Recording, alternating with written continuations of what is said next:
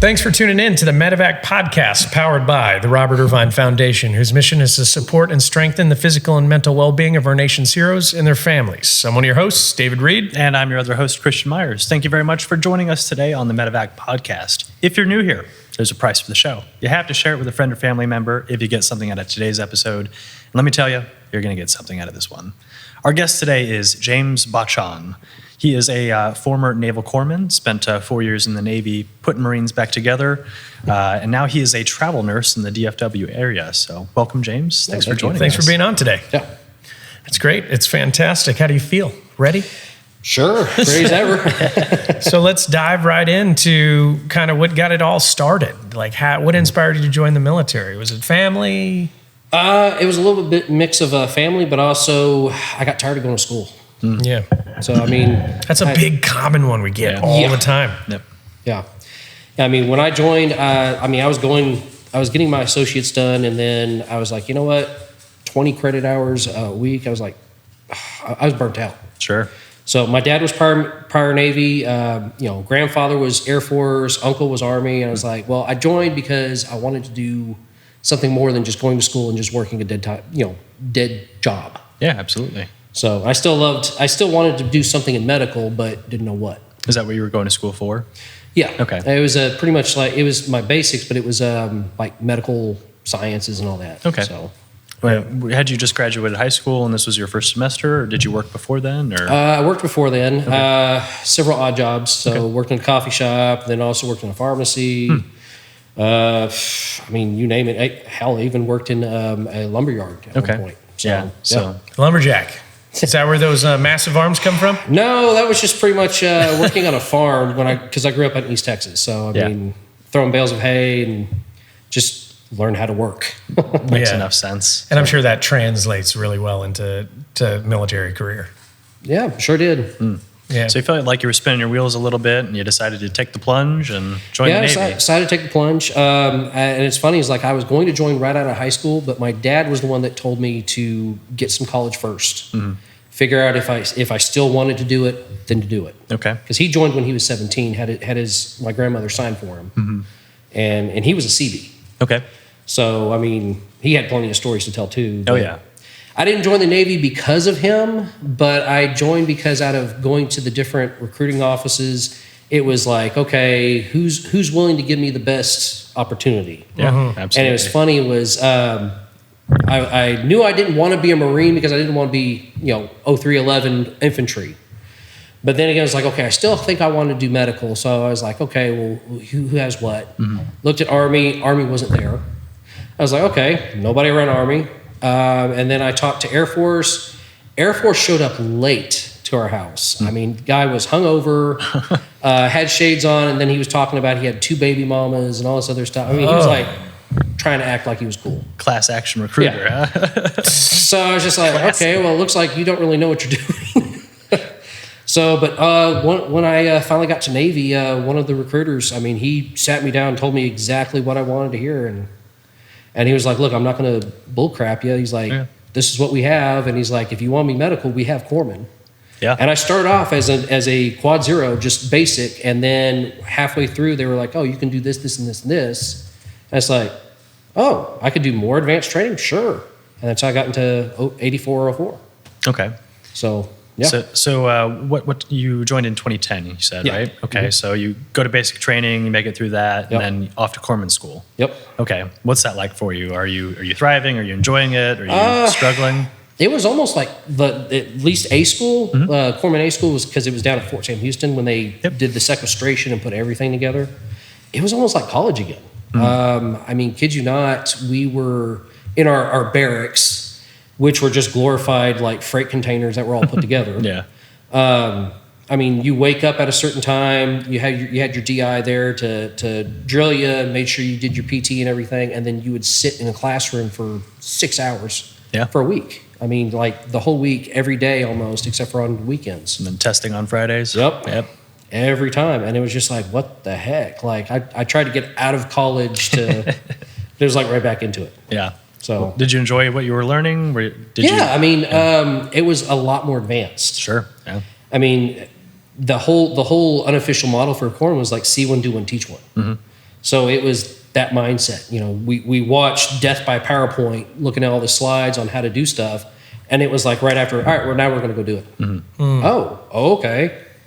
And at this point, it's like I've never given a shot before. I've never started an IV before. You know, it was just all this stuff all at once. Yeah. But for me, growing up, since I was, you know, grew up on a farm and grew up in the country and everything, was like, well, I worked better with my hands. Yeah, so that tempo That worked for me. difference from like that academic environment of just heavy book work Yeah. to practical application using your hands Yeah. made all the difference in the world for you. Oh yeah, big difference. Yeah. So I learned at a faster pace, and it was like, yeah, I mean, I still did fine on the academic side of like taking the test, but it was where we actually did the practical side of like actually showing how to do it. It was like right that. So it was real quick. That's amazing. So you graduated corpsman school, Right. And typically you have the option, or I guess it's the needs of the Navy, but you can go fleet or hospital. Is that Right. correct? Yes. And where did you go? Where did you want to go? Well, I wanted to do more like emergency medicine, trauma, and all that other stuff. And it was like, okay, well, and of course, you know, I had friends that were previous Marines when I was still civilian before I joined. I was like, well, I do like the Marines. I was like, oh, well, we're considered their medics. I was like, well, sure, I'll do the training, the field training to be with the Marines. Okay. And that's what I did. The option was there, so we did it. Yeah. So I was at Camp Pendleton and did that whole training stint, and that was fun actually. I thought it was more fun than Corpsman A school because it was like, yeah, there was some classroom aspect of it, but it was like, okay, now we're going out in the field. We're going to be getting into the nitty gritty. A little bit more kinesthetic. And when did you find yourself first exposed to that nitty gritty, as you say? It was when we did it was a combat training situation, and it was they dropped us in the middle of the woods basically, and was like, okay, you're going to be given this point and this point. We're going to show you how to survive, and then we're also going to see. Of course, this was during the summer and everything, so it was really, really hot. So we're going to show you how to watch out for heat signs. So people that could be dropping out of the hike that are suffering from heat stroke or heat exhaustion, things like that. And towards the end, what really opened my eyes was, granted it's frowned upon in civilian world, but it's like I get the point of it. Was you're given a live pig to save. Somebody comes in and they cut the femoral artery. All right, what do you do? Yeah. And literally you have to jump in, and it's like, this is not only you trying to save this pig, but also this is your way of showing that your skills are applicable and you know how to deal with all the chaos going on. Because you have an animal that's bleeding out and screaming basically. Yeah. Thrashing probably. Oh yeah. Yeah. And I'd see guys drop out. I mean, they just couldn't handle the chaos. Yeah. But the thing is even though it's chaos, it's organized chaos because they've done this so many times. It's controlled. Yeah. How did you fare? I mean, at first I was just like, well, put all emotion out of it and just jump into it. I had the training. It's like, okay, just jump in. Just remember what you were taught. Sure. And of course, first time everybody fumbles up, everybody screws up, but it was like I tried to keep my cool, and well, obviously I made it through. Sure. Yeah. So, And I'm sure growing up on a farm, it probably wasn't your first exposure to Right. blood and guts and that sort of thing. Oh right? yeah, definitely. Yeah, it's a really funny one because a lot of people get really irritated when you tell them that in the civilian world. Yeah. And it's like, do you understand the importance of being able to use a live animal to help save the lives of people? Like, that's hands down the best training that anyone's gotten across the board for medical is the lambs and the pigs. Exactly. Yeah. It's wild to me, and it's a little bit of disturbing imagery for sure, but the lifelong objective of saving individuals outweighs it, frankly. Yeah, it does. And that's what I also I hear about people complaining about is like, oh, why would they allow that? Well, yeah, I mean, being able to show that the skills work And it's like, okay, imagine all our modern medicine too, like all the medications that we use. Well, they had to be tested on something to prove that they work. And granted, we're not going to start it off on a person right away. I'd just rather answer so that your father, mother, brother, or sister could come home. That's why we do it. Exactly. And that's ultimately it. I mean, I've known people that have pulled back. That's their only exposure, and because of that training, they've saved people's lives. Yep. It's pretty crazy. Yeah. Pretty crazy stuff. And a pig screaming is no joke. Oh yeah. It is no joke. It's probably worse than a human's. Yeah. Yep. High pitched. Yeah. Yeah. Very high pitched. So, how long after that did you find yourself deployed? Only deployed 6 months. So, No. Like, from that training. So from that to actual deployment, it was literally because from 2010 to 2014, technically we weren't really at war. So the real need for field corpsmen, devil docs, was not as high as it should be or used to be. And so there were several of us that went through training and didn't get deployed. They were pretty much desk jockeys at that point, or they would go to some of the training battalions and they would be there with Marines that were just going through their training. And just because, hey, you were 8404, field med, you're still with Marines, you're still doing your job, but you're not being deployed. And so there was very few of us that actually got to see deployment. Now, there was one corpsman that I met. He was an HM3 at the time, HM3 Fowler. He had 3 tours in Iraq. And, he's still, as funny as he was in, I think, 7 or 8 years, still never picked up after HM3 and got, sent stateside. And that's pretty much where he finished his career. But that's an E4, right? E4, yeah. E4, yeah. Okay. Yeah, because, at the time when I was in, our job was overmanned by 125%. So picking up rank was difficult. Hard. Near impossible. Yeah. When we did the advancement exam, and it's like you could know everything on that exam. Yeah. Sorry, there's no positions available. Doesn't matter. You have the time and rank and time and grade. Yep. Yeah, that makes sense. What unit were you stationed with? I was with 2nd Mardia for a short time. Okay, and where's that out of? That's Camp Lejeune. Camp Lejeune. Okay, so Lejeune. East Coast. Yep. Lejeune. Yep. Did you enjoy your time out there? Working with Marines? Well, yeah, definitely working with Marines.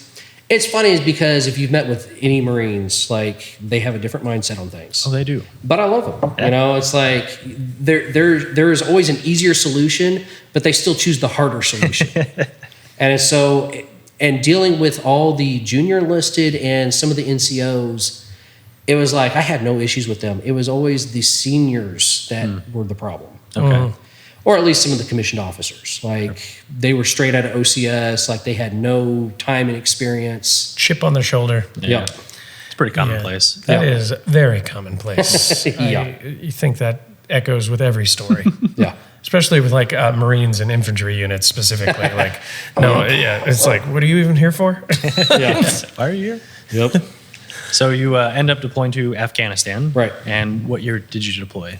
That was between 2012 to 2013. Okay. And what province were you in? Oh, it was or station? It was what was the name of it? I can't even pronounce it. What was it called? Botschon, The base? Leatherneck. It was Kandahar? near Leatherneck, but Okay. crap, what was it called? Is Kandahar down there? Kandahar is down there. Yeah. But all I remember was it was a small little area. And granted, when I was attached, we just mostly did patrols. Okay. And so, I rarely saw any of the fighting, other than there were times that they had too many stuff going on, and I had to deal with a sucking chest wound. So it was just like boom, boom, and then you just medevaced. Okay. Yeah. If you were in the Kandahar Province or near Botschon, I was out there from January to July of 2013. Really? Yeah. Okay. So I was flying Pedro out there. Yeah. So probably transloaded a couple people, or we probably high-fived at some point. Yeah. Well, and what's funny is while I was still there, one of the funniest things that happened, granted, there was a lot of serious stuff, but some of the funniest things was we had Air Force that came through, and we had our tents and everything. Well, the funny thing was Air Force comes through and they're like, oh, we need your tents. Yeah, I can't sleep outside. What do you mean you need our tents? so our CO was like, well, y'all need to go, dig some ditches. That's going to be where you're going to sleep for a while. I'm like, excuse me, what? What? And I'm sorry. Yeah. For who? There? Yeah, I know, but for who? Who in the and Air I was Force like, okay, well, was it? why are they so special that they? And it's like, yeah, why are they so special that they get to have our tents? Like, what's their mission? They were just coming through. Yeah, just passing through. I was like, what? So what's funny is like, and talking about how funny the Marines were, is there's a few of the guys, a couple of Lance Corporals and a sergeant, decided to get back at them. So in the middle of the night, they snuck into some of their tents, took some of their gear, especially some of their whitey tighties. It's like, I don't know where they went to. Like, I don't know what happened. Yeah. One of them took one of his boots. Like, so he had one boot, but the other one was missing. Yeah. Couldn't find it. That just sounds so ridiculous to me. The Air Force. So if we have to stay at a Marine base, you actually get additional pay. Yeah. So if you have to stay on the housing on base, you get additional pay. Air Force is like harsh duty or whatever. Yeah. That's the thing is we get jack, and it's like when we were on a Marine base, being Navy. Yeah.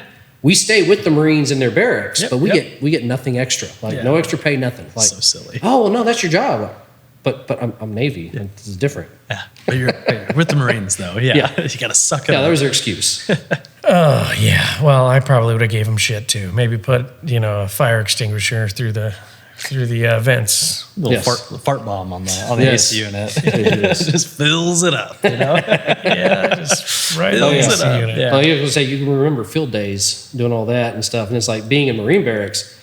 It's still a piece of crap. I mean, you can't polish a piece of crap. Yeah, you can. Yeah, you can All right, polish you turd. can keep trying, but it's still Still a shiny turd. Yeah, shiny still a turd. So what are some of the missions and things that you dealt with? You mentioned dealing with a couple sucking chest wounds, and that's pretty severe. Yeah, pretty severe. Can you walk through that and build the picture a little bit? Well, I mean, essentially, it's you're dealing with a hemopneumothorax, so it's with a chest cavity being exposed, it's your chest is always under pressure. Mm-hmm. That's what keeps the lungs, continue to fill with oxygen and decrease. That's how your diaphragm works. Mm-hmm. So when you're in normal altitude, air like this, you have a constant pressure on your lungs. So technically, when you breathe in, your diaphragm's relaxing. So it's allowing that air to come in. And then when you breathe out, your diaphragm is pushing out. Well, when you have a sucking chest wound, you have a difference in pressures. Mm-hmm. So literally your lung cannot inflate. Yeah. So the problem is you have this negative space of air with nowhere to go, and it's pressing on your lungs. And then on top of that, blood everywhere. Mm-hmm. So now you have fluid buildup too. You're literally suffocating. Yeah. So the sucking chest wound, what you're trying to do is you're trying to alleviate that pressure. So you and of course, one of the field trainings we did was like, hey, if you don't have a kit on hand, you can take a trash bag, you can take anything with plastic and press it on there, tape 3 corners down and leave one as almost like a flutter valve. Yep. And it stabilizes them enough to where you can get them treatment. Okay. So you performed this in combat? Or somebody came back to the fob? It came back to the fob, yeah. And little needle D? Yeah. Little needle D as well? Yeah. Okay. So they had a gunshot wound to the chest or an explosion? Shrapnel? One was explosion. The other one was an actual gunshot. Okay. Well, I think it was gunshot, but I think it was more of a ricochet shrapnel. Okay. And how did you respond and how did you fare? Did you find yourself enjoying being in that environment? At that point, it was like, hey, training kicks in, brain, all emotion kicks off, and just do your job. Yeah. Okay. So at the end of it, it's like, of course, everybody's like, even though you've been trained, after everything's settled, you're like, what the heck just happened? Yeah. And I remember the first time dealing with the sucking chest, I was kind of like, okay. Shaking hands. I'm going to go get some coffee or something. I'll be right back. Yeah. Go take a breath. Yeah. Have a smoke. Yeah. Yeah.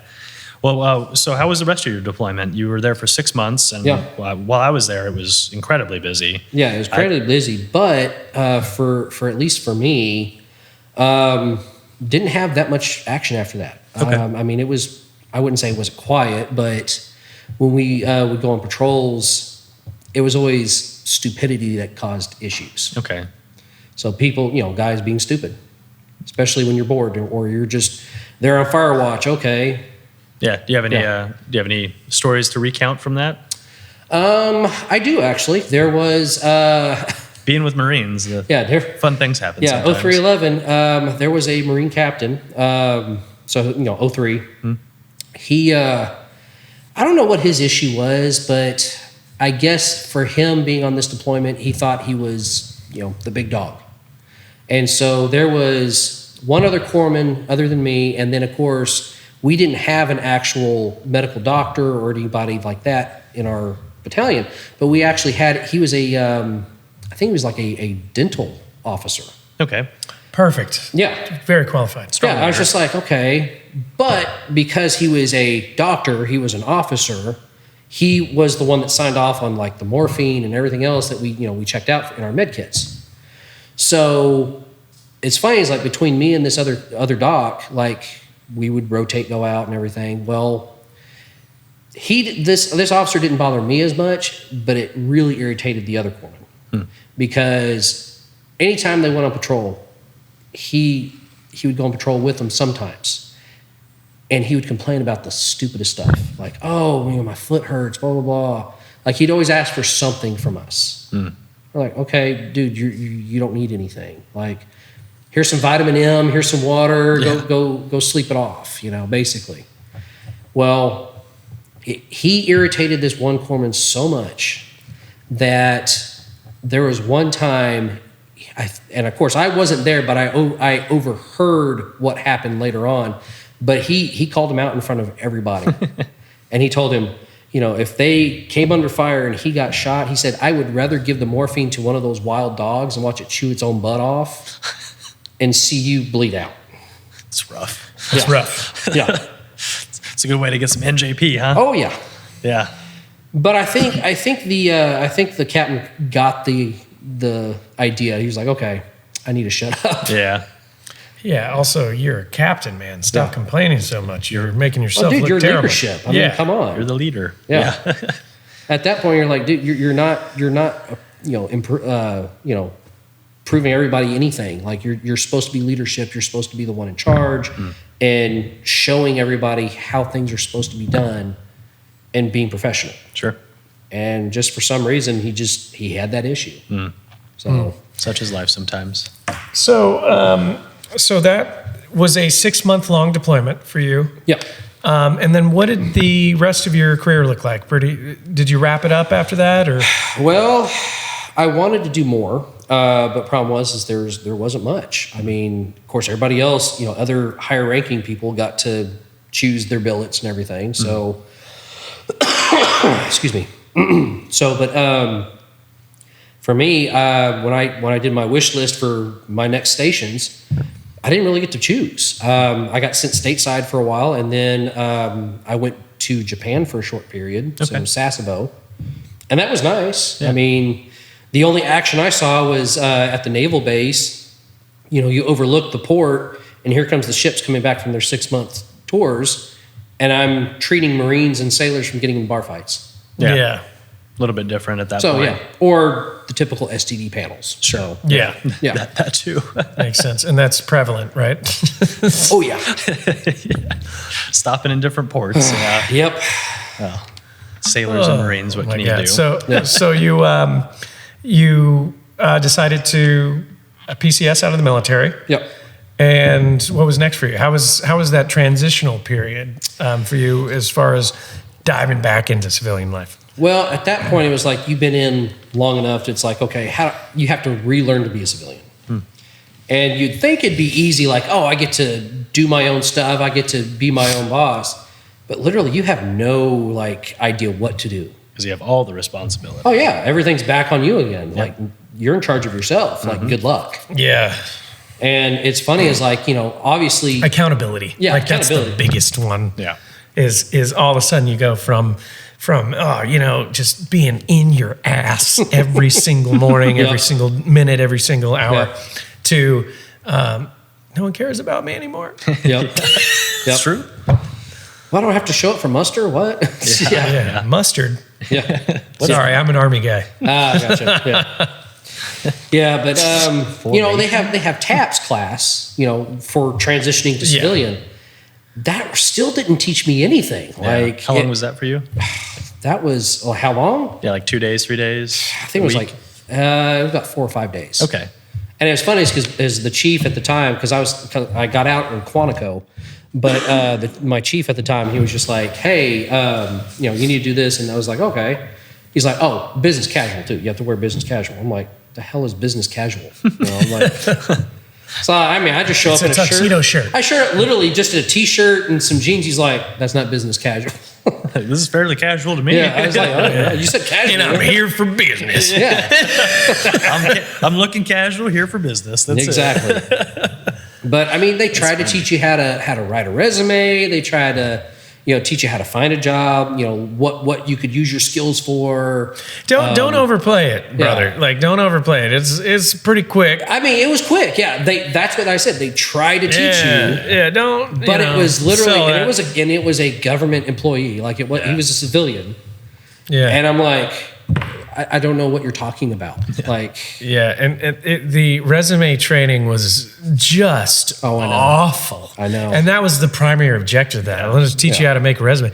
I didn't learn a single thing. Nope. I didn't even know bullet points at that point. No kidding. Yeah. They have to teach you a little bit more than that. Yeah, I was just like, Back then, though, like, you used to put on your resume that you were proficient at Microsoft Excel. Yes. Now it's just. Now, if you're not proficient at that, like, you might as You're well. done. You're not business casual. Yep. Too casual. Too casual.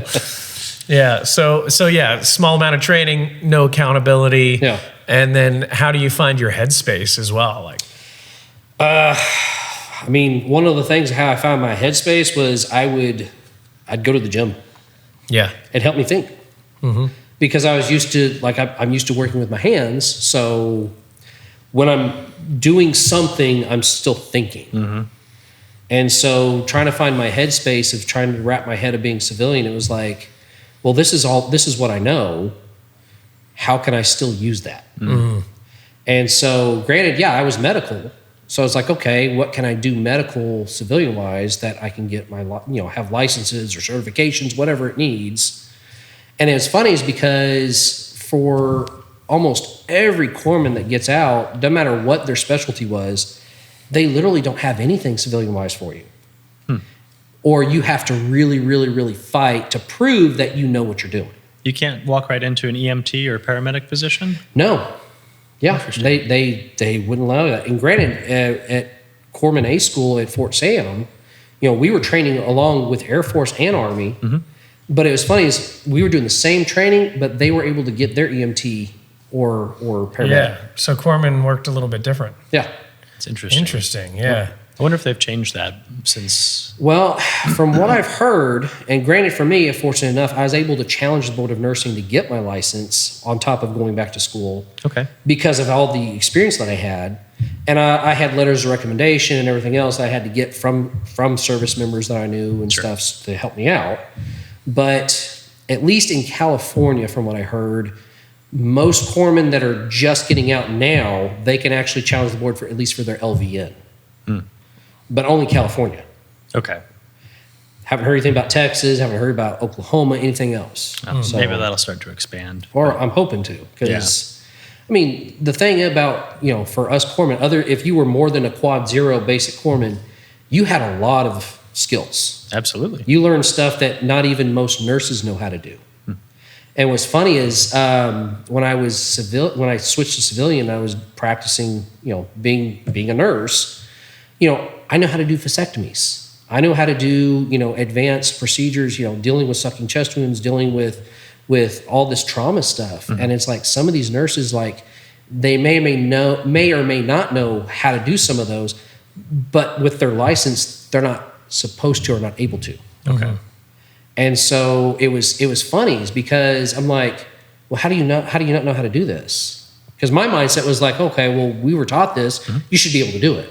Absolutely. Yeah. Makes sense. It's common knowledge too. Yeah. So, but dealing with physician assistants and doctors and stuff, I would help them with some small procedures, and it was like, hey, doing sutures, that's a no-brainer. But the doctor's like, well, how do you know how to do sutures? Really? Like, you're asking me that question? It's a fairly basic medical procedure. Yeah. But like, for instance, civilian-wise, when I was working at a private practice clinic in Missouri, one of our outpatient procedures for family practice was doing vasectomies. Okay. Now, granted, the doctor was the one that did the vasectomy, and it was a very simple procedure. Well, when I was still in the military, there was he was like a salty captain, like a Navy captain, 06. Mm-hmm. He taught all of us corpsmen how to do vasectomies that were underneath him. He's like, this is how you do it. Interesting. Okay. And he would stand in, granted, it's under his deal, but he would stand in and watch us do them. Okay. And then, okay, there you go. You know how to do them now. And he's like, if he wasn't available to do them, you could do one for him. Interesting. So you're doing barracks vasectomies? Pretty much, yeah. I was like, hey, let me get my knife out. That sounds terrible, and I will not take you up on that offer. I got my K-bar. Yeah. Hey, it's sharp enough. But no, I mean, it was all under a controlled situation. It wasn't like in the barracks or anything. It was the fact of like, okay, we learned how to do those procedures, and we were still doing it under supervision. Mm-hmm. But it's funny is civilian-wise, talking to the doctor I worked with, I actually asked him, of course, and this is when I just got, I was like, hey, I could do this procedure for you since we had a busy schedule. I could do it for you. He's like, you know how to do this? I was like, well, yeah. I was like, and I told him my background. He knew that. Well, then he actually questioned me on how to do it. Okay. And I literally broke it down on how to do it, how much of a cut, where to tie it, where to burn the ends off, like everything, like how to cauterize all of it. And he was just like, well, for the sake of it, I will be doing the procedure. You can definitely assist. Yeah, that's a little bit of liability. I was like, liability. I was like, and I had to learn, about liability and like all the do's and don'ts. Malpractice. Yeah. It's a whole different ballgame. And they don't prepare you for that when you get out of the military, especially if you're medical. Yeah. Well, you're used to kind of thinking on your feet. Yeah. Making decisions on your own. Yeah. They do not encourage that in nursing. No, they don't. Yeah. So that must have been frustrating. Very frustrating.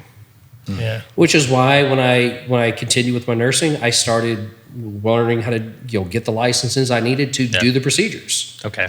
Because I got tired of just sitting by and watching. Mm-hmm. It's like, I know how to do this. Let me do it. Yeah. So you have an opportunity to be more proactive. Yeah. It just takes the licensure. Yes. Okay. And it was that mindset of, okay, there's always a right way and a wrong way to do something. Mm-hmm. Let's continue to do the right way so I don't get in trouble. Sure. No, that makes sense. Yeah. So you did you use your GI Bill to go back to school? Yes. Yeah, okay. I did. And actually working on a radiology license right now. I'm still using the last bit of it. Nice. Okay. So, because might as well use it. Sure. Yeah, absolutely. So you went to, where did you go to school? So I went to UT in Arlington over here. Okay. And then right now for my radiology, I'm going through Parker University over here in Dallas.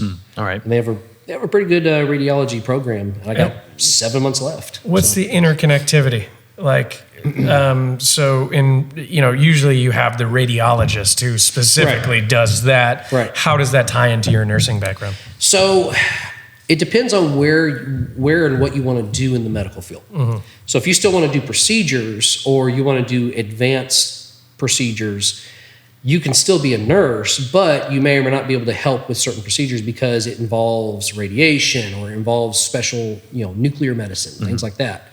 So you have to be licensed by a radiological board in order to even do that. So it all ties into licensing and registrations. So it just gives you more exposure in a multitude of ranges. Right. And of course, I've been asked, since I'm already a nurse, why not become a RAT nurse, radiological nurse, and help with that? Well, I don't want to just be a RAT nurse. I want to be able to do more than just that. Mm-hmm. Okay.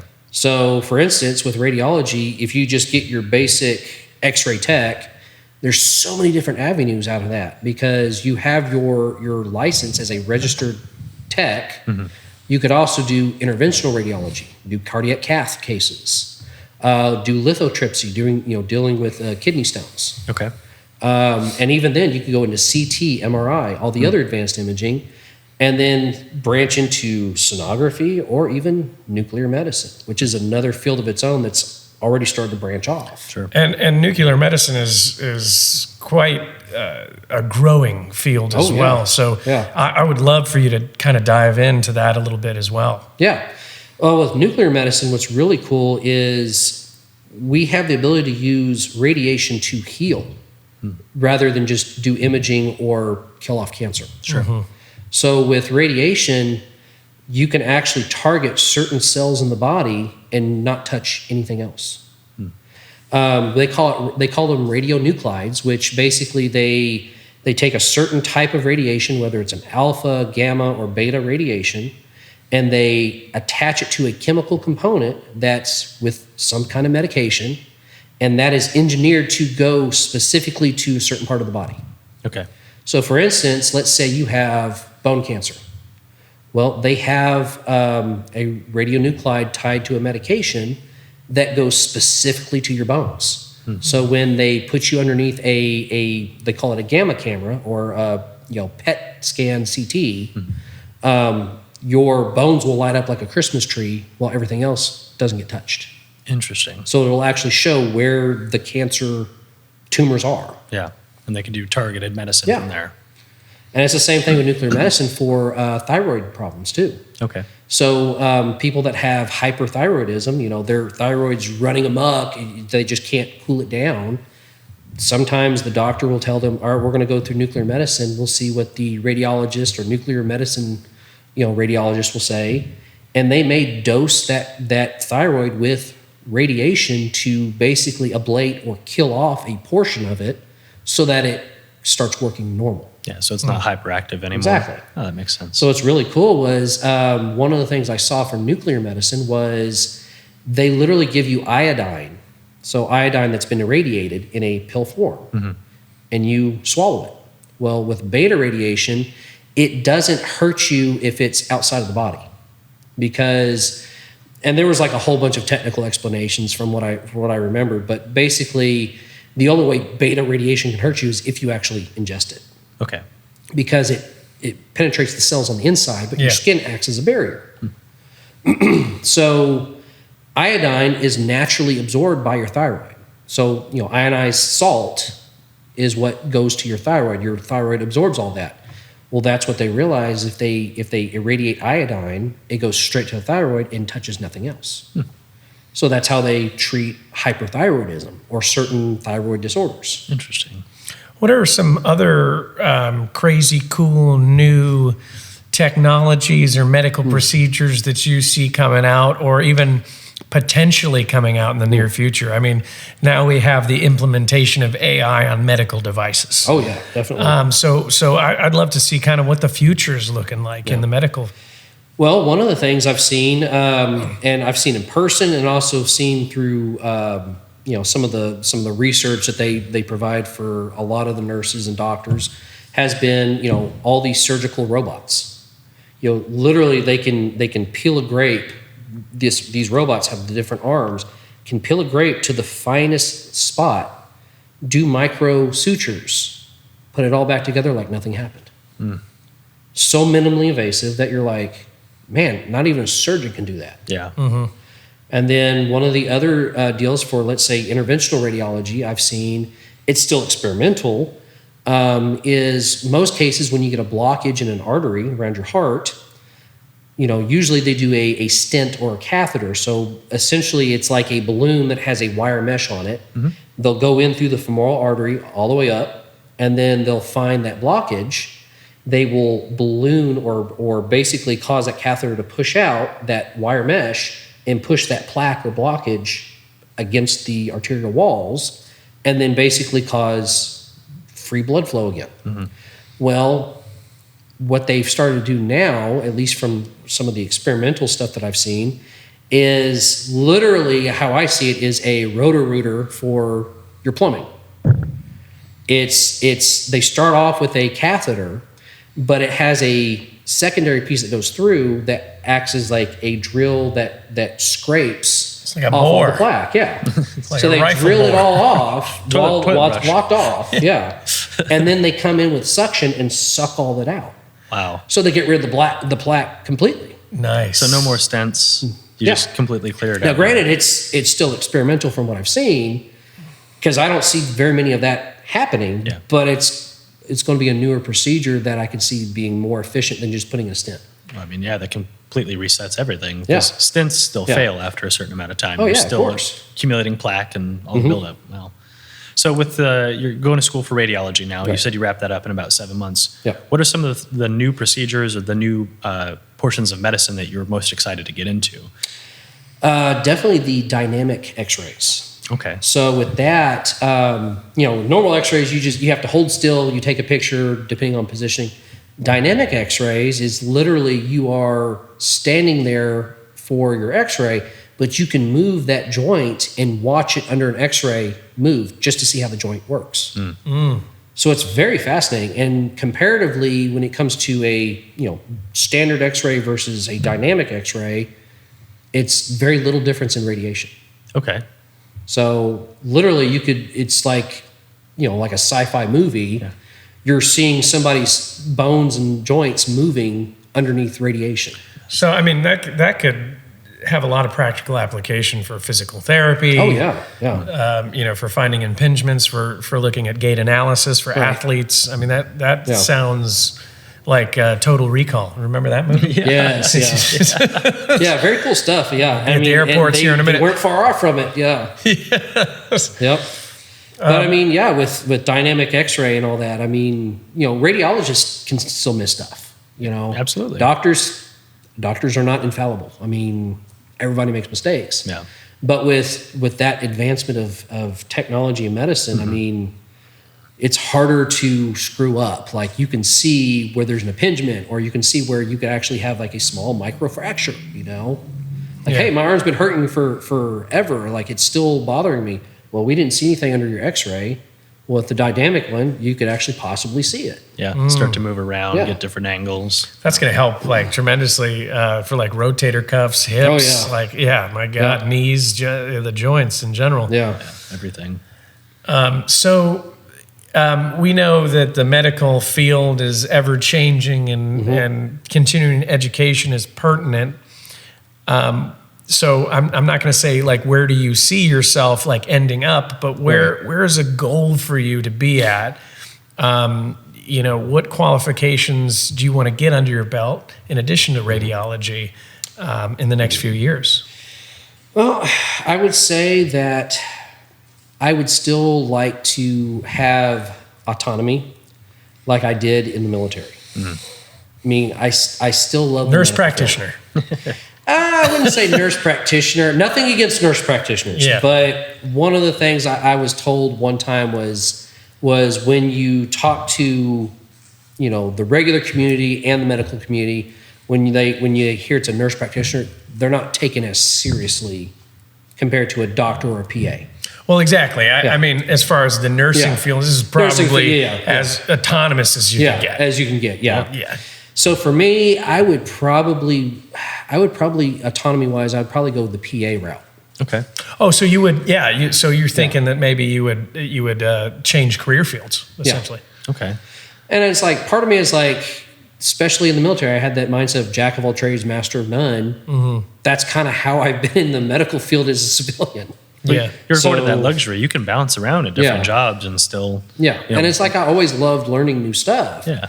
And I had that opportunity when I was still in was, hey, okay, I didn't like helping in physical therapy. Let me do this. Mm-hmm. Or so I would jump into X-ray, or I jump into just the trauma, or there were so many ways I could do stuff. And there's like, nobody said no. Yeah. Yeah. So civilian wise, it's like, oh, well, you specialize in this and you can't go into something else unless you go through the training and you go through all the licensing and blah, blah, blah, blah, blah. Because it's all about liability. Sure. Yeah. So, but yeah, I had that opportunity when I was in to be able to try different, departments. Mm-hmm. So with that being said, it's like, hey, that's how I kept my mindset when I got civilian and became a nurse and started doing, different stuff in the nursing field. So you said that you're a travel nurse. Yes. What does that entail? So it involves long hours on the road. May or may not be able to take a I'd say duty station that you may not like. But it has its perks, because you may be there for 8 weeks, or you may be there for 3 months. However long the contract would be. You don't have to deal with the office politics. You don't have to deal with the hospital politics, because you don't officially work for them. Yeah. So that's one of the perks I liked. Other one is sometimes you can set your own hours. Okay. So I wouldn't say being your own boss, but more of like, you can say no if you want to. And there is some wiggle room. Okay. That's great. Yeah. So it allows you some flexibility. So It does. While you're at school right now, I imagine you're not traveling too far from the local area. No. Yeah. So I'm still within the DFW area. Okay. Before then, I was traveling between Oklahoma, Louisiana, a couple other places. But And is that if they have a need, like if there is a shortage? Yeah. Or, is it more specialty driven? Or it's more of a shortage, and then they do look at your background, like, okay, what do you have specialty in? Like, what have you worked in before? They do consider all that too. Okay. So, but the biggest thing has been, shortage, because unfortunately with our healthcare system, the hospitals are a business. I mean, you can't fake it. I'm sorry. Yeah. So they're still treating their nurses and techs and doctors like crap. And so the incentive to stay is not there anymore. And I've seen that with people that have been doing it for 20 plus years. Wow. Yeah. And a tremendous amount of pressure from the board, from the medical board. Oh, yeah. To put pressure on these docs to make decisions that they would not normally agree to as well. Exactly.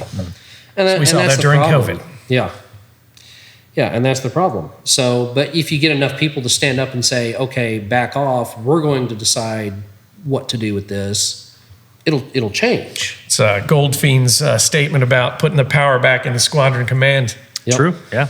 Yeah. That's interesting, man. And really appreciate, your service and also your continued service on helping not only veterans, but, the civilian population here as well, which is tremendous that you're going after and educating yourself so that you could excel in this field and do it just like a Marine JK Corpsman would do.